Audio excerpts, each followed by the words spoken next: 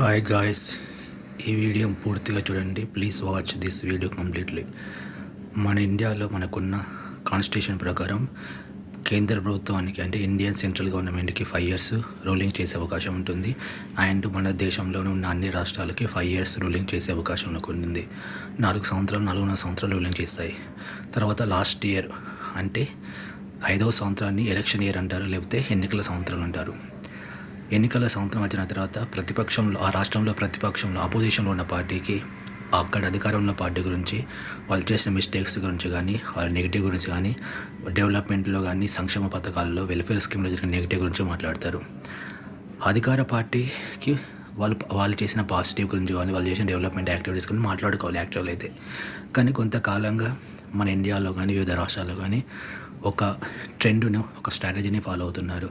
కొంతమంది స్ట్రాటజిస్టులు, కొంతమంది వ్యూహకర్తలు ఇలా మన ఇండియాలో ఒక ట్రెండ్ను ఒక స్ట్రాటజీని అవలంబిస్తున్నారు. దానివల్ల కొన్ని రాష్ట్రాలలో సక్సెస్ అయ్యారు. అండ్ ఇప్పుడు కూడా చాలామంది ఇది ఫాలో కావడానికి చూస్తున్నారు. అసలు అది ఏం ట్రెండ్, ఎందుకు ఇలా చేస్తున్నారని ఇప్పుడు మనం చూద్దాం. మనం ఇప్పుడు ఈ విషయం ఎందుకు మాట్లాడుకుంటున్నాం అందరికీ తెలిసిందే. తమిళనాడులో నెక్స్ట్ ఇయర్స్ ఎలక్షన్స్ ఉన్నాయి. దానికి సంబంధించిన అక్కడ అధికారంలో ఉన్న పార్టీ చేస్తున్న పనుల వల్ల ఫస్ట్ అక్కడ అధికారంలో ఉన్న పార్టీ ద్రావిడ మున్జంట కజగం డిఎంకే. ఆ పార్టీ అధ్యక్షుడు ముఖ్యమంత్రి స్టాలిన్ గారు.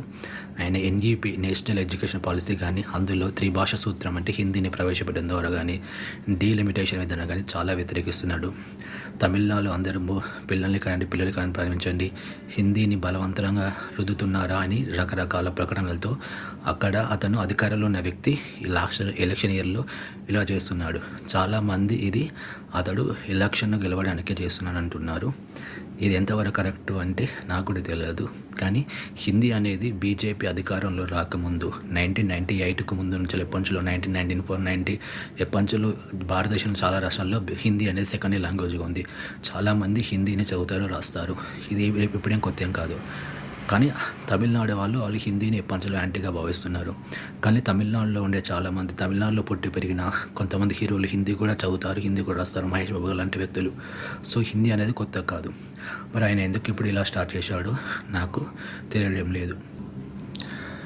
ఆయనే హిందీని మా మీద బలవత్తరం రుద్దుతున్నారా, డీలిమిటేషన్లో తమిళనాడుకు సౌత్ ఇండియాకు లోక్సభ స్థానాలు తగ్గుతాయని చెబుతున్నాడు.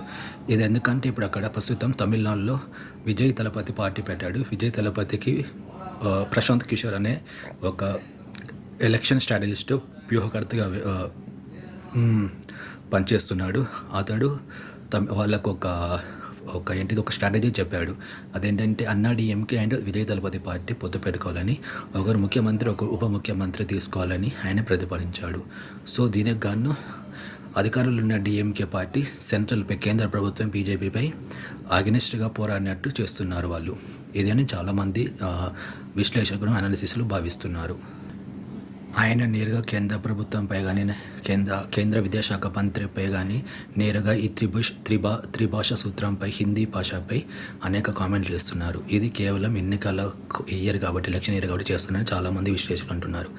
ఇలా ఎలక్షన్ ఇయర్స్లో ఏ రాష్ట్రాలలో ఏ అధికారంలో పార్టీలు సెంట్రల్ గవర్నమెంట్ అపోజిట్గా చేశాయంటే అందరికీ గుర్తుకొచ్చేది ఫస్ట్ టీడీపీ పార్టీ 3.5 సంవత్సరాలు 2014 నుంచి 2018 వరకు ఎన్డీఏలో ఉండి లాస్ట్ సంవత్సరం బయటకు వచ్చి వాళ్లకు విభజన హామీలైన బైఫర్కేషన్ ప్రామిస్ అయిన ప్రత్యేక హోదా and Polavaram project and Visakha railway జోన్కి సంబంధించిన దానిపై వాళ్ళు పోరాడారు. అప్పుడు ఉన్న బీజేపీ పార్టీపై ధర్మ పోరాట దీక్షలు చాలా చేశారు. అప్పుడు తెలుగు సంఘాలు కూడా చాలా మద్దతు ఇచ్చాయి. కానీ 2019లో జరిగిన ఆ శాసనసభలో, ఆంధ్రప్రదేశ్ శాసనసభలో అప్పుడు వైసీపీ గెలిచింది. Next coming to west Bengal, పశ్చిమ బెంగాల్లో 2 సంవత్సరాలు అధికారంలో ఉన్న తృణమూల్ కాంగ్రెస్ మమతా గారు మూడో సంవత్సరాలు అధికారానికి అంత పెద్ద ఎత్తున చేయకపోయినా అక్కడ బీజేపీ పార్టీ అధికారంలో రావాలనుకుంది కావచ్చు వెస్ట్ బెంగాల్లో 2021లో. అప్పుడు బీజేపీ వర్సెస్ అక్కడ తృణమూల్ కాంగ్రెస్ వెస్ట్ బెంగాల్లో 3వసారి గెలిచింది వెస్ట్ బెంగాల్. అండ్ అంత ముందుసారి కంటే ఎక్కువ సీట్లు, అసెంబ్లీ స్థానాలు వచ్చాయి తృణమూల్ కాంగ్రెస్ పార్టీకి వెస్ట్ బెంగాల్లో. వెస్ట్ బెంగాల్లో తృణమూల్ కాంగ్రెస్ బీజేపీ వర్సెస్ నేరుగా జరగడం వల్ల తృణమూల్ కాంగ్రెస్ వాకు లబ్ధి చేకూరింది. ఇప్పుడు ఇంకా ఢిల్లీ రాష్ట్రంలో ఆమ్ ఆద్మీ పార్టీ వర్సెస్ బీజేపీగా మారింది మొన్న జరిగిన అసెంబ్లీ ఎన్నికల్లో. కాకపోతే అప్పటికే ఆమ్ ఆద్మీ పార్టీ 10 సంవత్సరాలు అధికారంలో ఉండడంలో బీజేపీ లబ్ధి చేకూరింది. అండ్ తెలంగాణలో కూడా BRS party and versus BJP జరిగిన, కానీ ఇక్కడ మూడో పార్టీ అయిన కాంగ్రెస్ గెలిచింది 2023లో జరిగిన అసెంబ్లీ ఎన్నికలలో తెలంగాణలో. అండ్ ఆంధ్రప్రదేశ్లో 2029లో జరిగిన అసెంబ్లీ ఎన్నికలలో బీజేపీ, టీడీపీ, జనసేన పార్టీ 3 పొత్తు పెట్టుకొని పోటీ చేస్తే ఈసారి కూటమి ప్రభుత్వం గెలిచింది. అండ్ ఈసారి బీజేపీతో అనుబంధంగా ఉన్న టీడీపీ కూటమి ప్రభుత్వం గెలిచింది. కానీ కొన్ని రాష్ట్రాల్లో ఒరిస్సాలో బీజు దళ్ నవీన్ పట్నాయక్ పార్టీ 24 సంవత్సరాల అధికారంలో ఉంది. నవీన్ పట్నాయక్ గారు 24 సంవత్సరాలు ముఖ్యమంత్రిగా ఉన్నాడు. కానీ తాను ఎప్పుడు కేంద్ర ప్రభుత్వంపై ఎలాంటి వ్యతిరేకంగా కానీ ఉద్యమాలు ఎలా చేయకుండా తాను చేసిన డెవలప్మెంట్ యాక్టివిటీస్ ద్వారానే తను 24 సంవత్సరాలు గెలిచాడు. అండ్ వెస్ట్ బెంగాల్లో తృణమూల్ కమ్యూనిస్టు పార్టీలు 34 సంవత్సరాలు అధికారంలో ఉన్నాయి. అండ్ గుజరాత్లో బీజేపీ ఇప్పటికీ 25 సంవత్సరాల అధికారంలో ఉంది. వీళ్ళు కూడా వాళ్ళు రాష్ట్రంలో సాధించిన డెవలప్మెంట్ యాక్టివిటీస్, వాళ్ళు చేసుకున్న ప్రోగ్రెస్, వాళ్ళ సంక్షేమ పథకాల ఆధారంగానే ఎన్నిసార్లు గెలిచారు. సో ప్రతి రాష్ట్రంలో అధికారంలో ఉన్న పార్టీకి ఎంతో కొంత నెగిటివ్ ఉంటుంది కాబట్టి వాళ్ళు ఆ నెగిటివిటీని కవర్ చేసుకోవడానికి ఇలా కేంద్ర ప్రభుత్వంపై పోరాడడానికి అగెనిస్ట్గా స్ట్రాటజీ యూజ్ చేస్తున్నారని చాలామంది విశ్లేషకులు, అనాలిసిస్టులు చాలామంది ఇలా చెప్తున్నారు. నేను ఇప్పటి వరకు చెప్పిన ఇది భారతదేశంలో గత కొన్ని సంవత్సరాలుగా జరుగుతున్న రాష్ట్రాల అసెంబ్లీ ఎన్నికలప్పుడు ఆ రాష్ట్ర ప్రభుత్వంలో అధికారంలో పార్టీలు కేంద్ర ప్రభుత్వానికి వ్యతిరేకంగా జరిగిన ఎన్నికలు, ఏ ఏ రాష్ట్రాలలో ఏ పార్టీలు గెలిచాయి, ఏ పార్టీలు గెలవలేదనేది ఈ మొత్తం నేను లిస్ట్ చెప్పినాను.